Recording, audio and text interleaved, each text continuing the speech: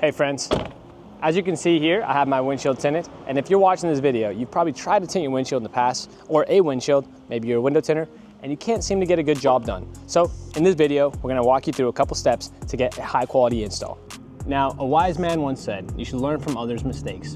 Like myself, I've damaged this rim, and I don't want you to make the same mistakes I made when tinting windshields, because they can be very expensive and make a lot of customers very pissed off. So let's go over a few solutions to make sure you avoid those problems.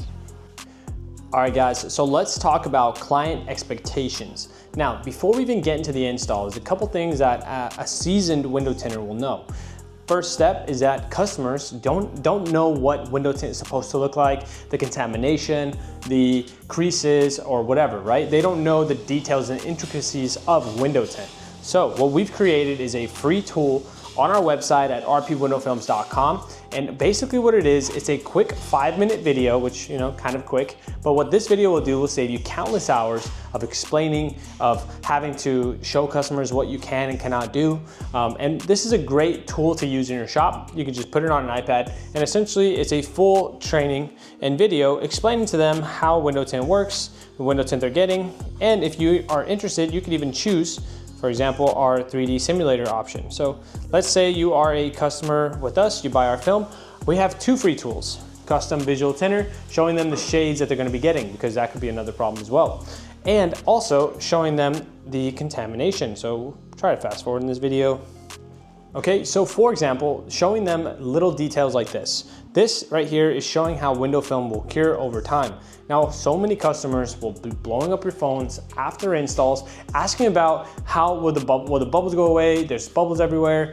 You need to have a bulletproof process that explains the entire thing, so you don't have to waste time. So I hope that this will help you guys, because it's been helping us tremendously. On to the next step. Let's go over problem number 1 when you're tinting windows.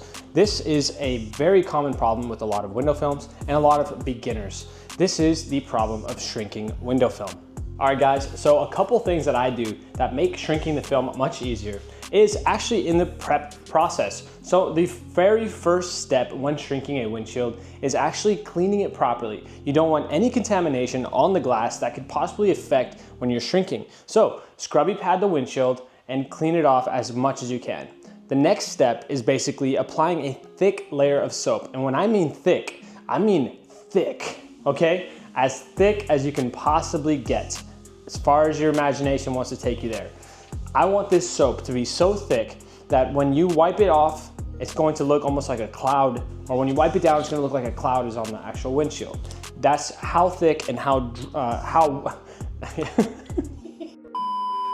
What I meant to say was that the soap needs to be fully dry before you even work on the next step. Now, once you've applied the soap, it's fully dried, then you're gonna take your film, reverse roll it onto the glass, and now you have a nice prepped surface to work on. If you have any water at all in areas that we call shrinking areas, then you'll have a very difficult time shrinking the film. So that's step number 1. All right, now problem number 2 is slip solution. Now, as distracting as this may seem, I need you to focus. Slip solution is extremely important. If you don't have the right slip solution, no matter what you do, this install is gonna not go in very nicely. So I use a true spray system, a backpack sprayer, and I'll show you how to make that solution. Step number 1 is to fill up your bag with water. If you're using a spray bottle, that's fine. Fill it up to about 95% full. Once you have this basically filled up, you're going to be applying what we call a slip solution. I personally use lavender 7th generation soap. This gives me a nice slip, smells nice, not toxic for the car, very, very easy to use, and it's very inexpensive. That's what I recommend for you guys. If you guys have very aggressive, something very aggressive like Dawn or Joy, you can use it, but there will be side effects because we have a slow acting glue, which means that the glue is gonna take longer to activate. So using something like 7th generation is highly recommended. All right guys, so the next thing that's very important is burning the film. Now this can be attributed to many different things. What I personally attribute it to is a low quality film. If your film is too thin or the layer on top, the laminate is very weak, then when you're shrinking it, it's actually going to burn. Now there's a couple ways to avoid this problem. I use the fist method. This is basically a method where I put the heat gun at a fist distance. So let's say the film is here, I put my hand, and then I put the heat gun. It's not too close, it's not too far, and I always keep the heat gun moving. It's on the flick of the wrist. You don't want to leave the heat for more than 1 to 2 seconds, because then the film is put in a very peculiar situation and could get burned. So if you want to test it out yourself, don't try this at home. But if you ever held a heat gun up to your skin, it burns like crazy. So film is not indestructible. You gotta be careful with it. It's gentle. You gotta be very, very gentle. So take your time and do a slow shrink whenever you're starting. All right, guys, similar to my shoe, see this crease right here? You can also crease your window film. Now, how do you avoid creasing window film? Well, if you follow all the other steps that I just said, you should be in a pretty good position to shrink this film without any issues. Now, what happens when you have a difficult install like a Model 3 or maybe this truck we're about to do? Well, it's a large windshield, and if you're not paying attention, things can go wrong. Maybe you push too early, you push too late. I personally recommend using a 4/4 solution. So I basically divide the film into 4 and I shrink from the top to the bottom. So I'll show you how that method works during the installation. You essentially just divide them in 4, shrink slowly, and work your way in a formation. Once you get familiar with reading the film, you'll know when the film is basically going to get creased or when it's ready to push out. Number one tip I would recommend to people is using a actual shrinking card. It's not very hard, it's not very soft. It's kind of like using a glove, but it's like 2-in-1. Much better option.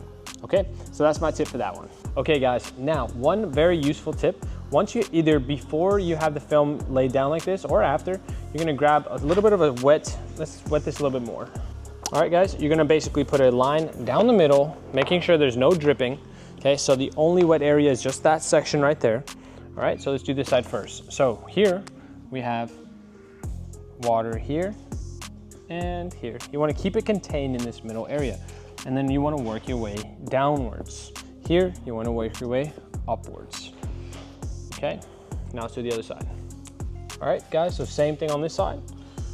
You're just gonna have this dividing line and working your way down.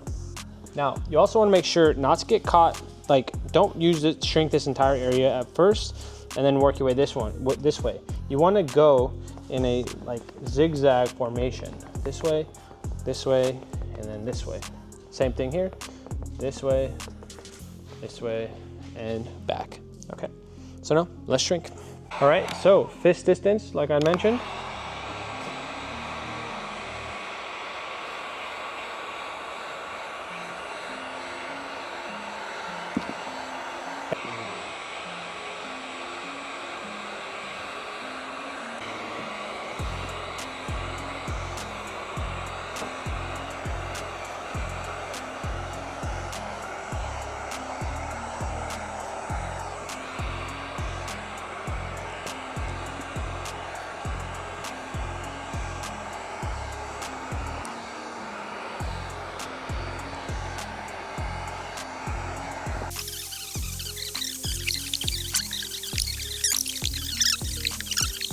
All right guys, so this situation right here is basically something that a lot of installers don't really realize can happen, but it is a high risk situation if you use too much water. So behind certain vehicles like Rams, or Dodge Chargers, they have something called a BCM. And the BCM, if it ever gets wet, it will actually cause electrical problems in the vehicle sometimes. Now, this has only happened to us one time in thousands of cars, but it is a risk that you need to be aware of. So what you want to do is protect the panel as much as possible. Now, as much as I would love to protect every single vehicle as much as I can, this install right here, there isn't any space to actually put a soak rope. So what we have to do is just use minimal water and don't abuse the soap. So basically prep it as much as I can, but also prevent, from draining the bottom with a lot of water.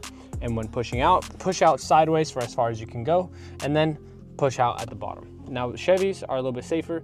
We don't run into those issues, but even if I try to shove this in there, there would be no space for me to actually tuck the film in. So just a little tip for you guys, careful with BCMs.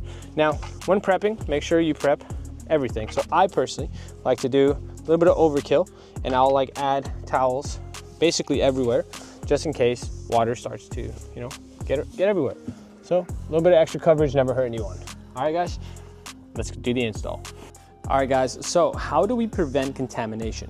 Now contamination, you wanna have a few steps in place in order to prevent it. First off, you wanna make sure that you scrubby pad the entire area, and you can use a scraper whenever it's necessary. We don't use scrapers unless we see glue or something that requires a more aggressive removal method. So by scrubbing the entire film, the entire glass, and wiping down all the plastics will help prevent the problem. But contamination is mostly an install issue more than a prep issue, and I'll show you how.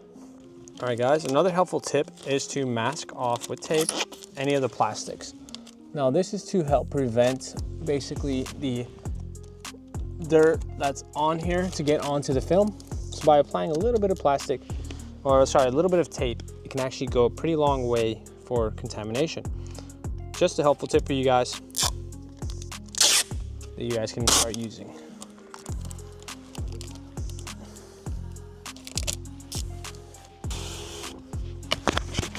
So now this will be the prep.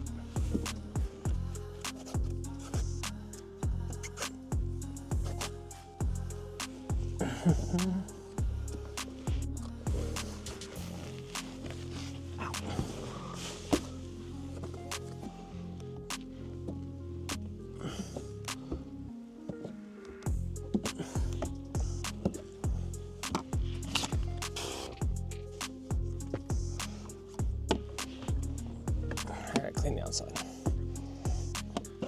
Okay guys, so the next tip is contamination. So to avoid contamination, a lot of what you need besides the taping is actually installing it with a method called reverse roll. Now the reason for reverse roll is that if you just grab the piece of film and what people call it is called Frankensteining, where they just go in and they just basically have this massive piece of film that they shove in there. That can cause a whole host of problems like creasing, contamination. So by reverse rolling the film, you're essentially creating this tight little compact area where you're going to now then unroll the film from one side to the other. So as you can see, our installer will be doing a reverse roll method.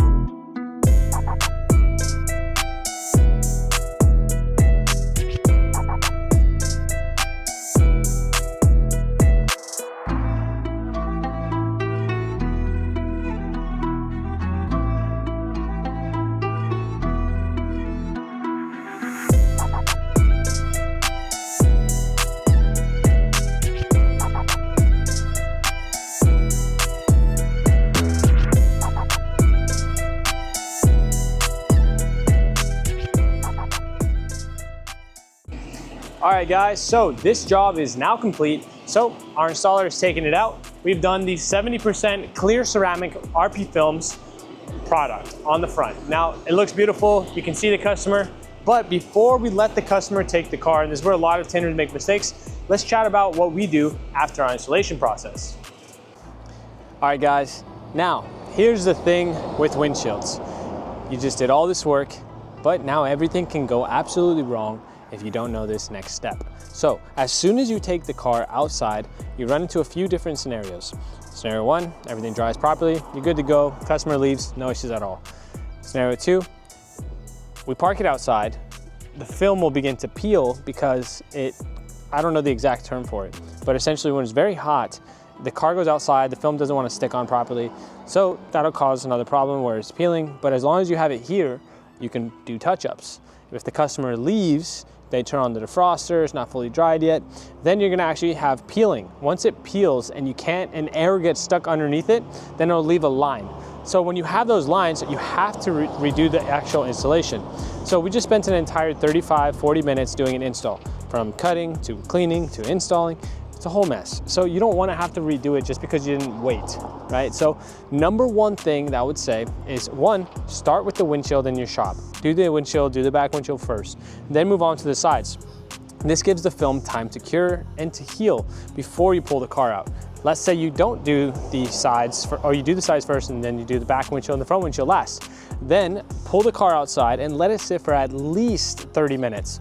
30 minutes will cause the film to cure and you'll be just fine. Okay guys, so that's the #1 tip for this video. See you guys in the next one.